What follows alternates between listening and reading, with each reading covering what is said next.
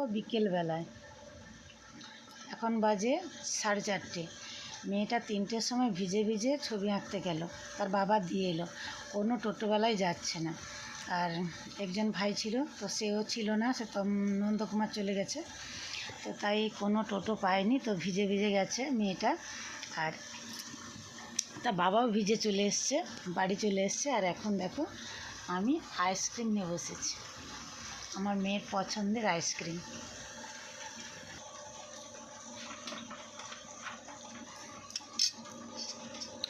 আইসক্রিমটা কি টেস্টি।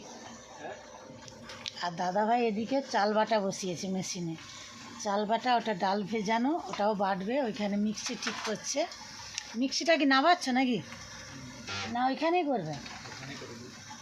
ওইখানে ডালটা বাটবে। ডাল বাটা হয়ে গেল? ও, ডাল বাটছে দাদাভাই।